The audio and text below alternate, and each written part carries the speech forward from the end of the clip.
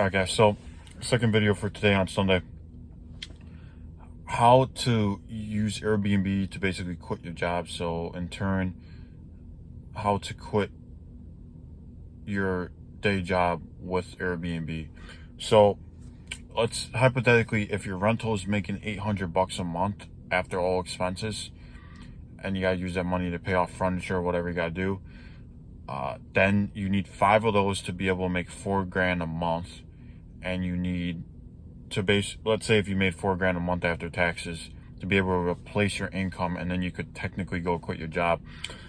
I don't think that's a smart idea. I personally think you should quit your job after you pay off the property, or after you at least get double that, so making $8,000 a month with Airbnb, instead of just in turn quitting your quitting your 9 to 5 with just your regular income subsidized with Airbnb, the $4,000 a month instead of the 8,000.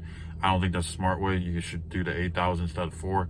But everybody's got their own preference. If they really hate their job, they want to get out, they just need those 5 rentals that pay them $800 a month, and then you can pack your bags and hit the road or do whatever hell you want to do.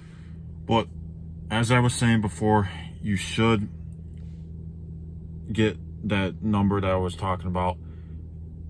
In my personal situation, I'm not gonna do that until probably I have about 25 of these things, because I don't think there's a point. I don't mind my job, it's not the worst. So with that being said, I feel that everybody's got their own situation. Some want to leave their job sooner than others. So yeah, quit your job after you have the 5 rentals that pay you the $800 a month to get that $4,000 a month. In other people's case, they're going to wait till they have $8,000 of passive income coming in from rentals. Again, the old dick pics, and you got to take into account all the other things like capital expenditures, which are roofs, foundation tasks, major plumbing tasks, regular maintenance expenses, cutting lawn, snow removal, different things that pop up.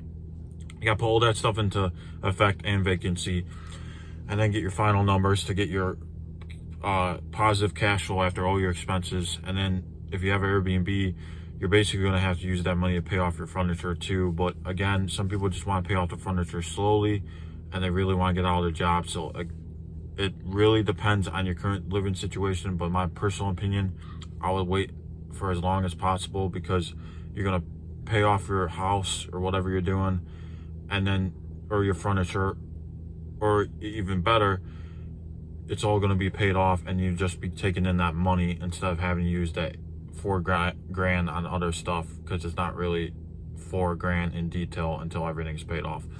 But that being said, guys, have a fantastic, amazing week. This is the last video for this Sunday that I'll be posting today.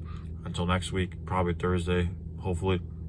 But this is exactly how you can quit your day job, afternoon job, midnight job with Airbnb if you are patient and consistent. With my personal Airbnb, it's going to cost about $8,000 to $10,000 per unit to furnish it, get the first month's rent deposit down, and yeah, basically about $8,000 to $10,000. So you're looking at, with 5 properties, that is about $50,000 you're going to need, which is definitely doable to save up if you're super save conscious and don't spend a lot of money. It's definitely doable to do in about maybe 5 to 10 years or less if you really are a grinder. But if you're doing full-blown Airbnb, where you gotta buy the place, furnish it and everything, you're looking at about $30,000 to $50,000 a property, depending on the property. So that's why I prefer arbitrage. It's less capital to get in, and you can, if you truly want to, quit your job sooner. But have a fantastic, amazing week, guys. Stay hungry as always. Top ball out.